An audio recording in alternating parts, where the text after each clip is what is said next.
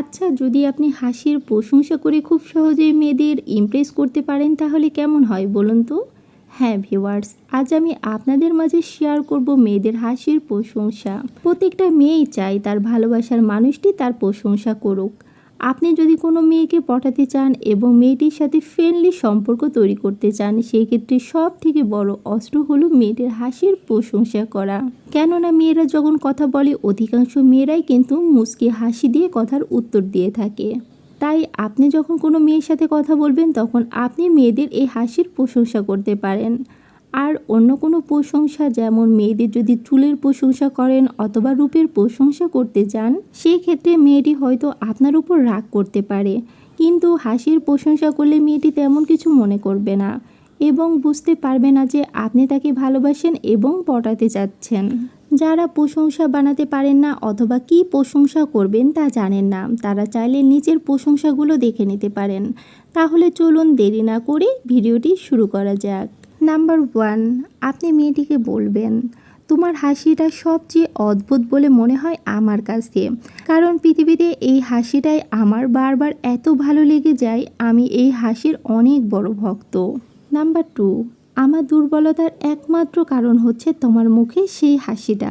কখন আর কিভাবে এই দুর্বলতা কাটবে আমি সত্যই জানি না। নাম্বার 3, আমার চাওয়া বলতে একটাই, আর সেটা হলো তোমার মুখের ওই হাসি। নাম্বার 4, তোমাকে না পাওয়ার ব্যথা নিয়ে আছি বেশ, কিন্তু তোমার হাসিটা আমি ভুলতে যে পারিনি, হাসিটার মধ্যে অনেক স্মৃতি জড়িয়ে। নাম্বার 5, আমার চোখেরা সত্যই মূল্যবান জিনিস চিনতে শিখেছে, তা না হলে কি বারবার তোমার হাসির দিকে তাকাতো। নাম্বার 6, তোমার ওই হাসিটা যদি সারা জীবন আমি আমার কাছে রাখতে পারতাম তবে অর্ধেক ইচ্ছে আমার পূরণ হয়ে যেত। নাম্বার 7, তুমি মন খুলে হাসলে আমি নিজের সব দুঃখগুলোকে আনন্দের মধ্যে রূপান্তর করার শক্তি পাই।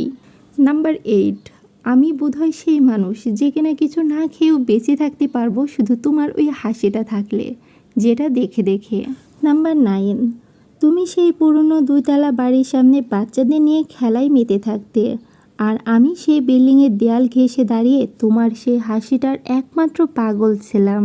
নাম্বার 10, তুমি যদি আমাকে প্রশ্ন করো তোমার মায়ায় জড়ানোর কারণ কি, তাহলে তোমাকে আমি উত্তর দেব কারণ হচ্ছে তোমার হাসি। নাম্বার 11, জানি না কেন আমি বারবার তোমার হাসির প্রেমেতে জড়িয়ে পড়ি। পৃথিবীতে কোনো জিনিসের মায়ায় এভাবে নিজেকে জড়িয়ে ফেলা যায় সেটা তোমার হাসি না দেখলে আমি জানতামই না। নাম্বার 30, বসন্তের বিকেলে তোমাকে লাল শাড়ি পরে প্রথমবার হাসতে দেখেছিলাম, সেই ভালো লাগাটা আমি আজও যেন ভুলতে পারিনি। নাম্বার 40, আমি তো শুধু তোমার হাসিটা দেখতে চেয়েছিলাম সারা জীবন, কিন্তু তুমি তো আমাকে তোমার জীবন থেকেই সরিয়ে দিলে। আশা করি হাসির প্রশংসাগুলো আপনার ভালো লেগেছে। মেয়ে পটাতে আরও বিভিন্ন টিপস পেতে অবশ্যই আমার চ্যানেলটি সাবস্ক্রাইব করে রাখুন। আর যারা অলরেডি সাবস্ক্রাইব করেছেন তাদেরকে অসংখ্য ধন্যবাদ। চলে আসবো অন্য কোনো রোমান্টিক টিপস নিয়ে, ততক্ষণ পর্যন্ত ভালো থাকুন, সুস্থ থাকুন।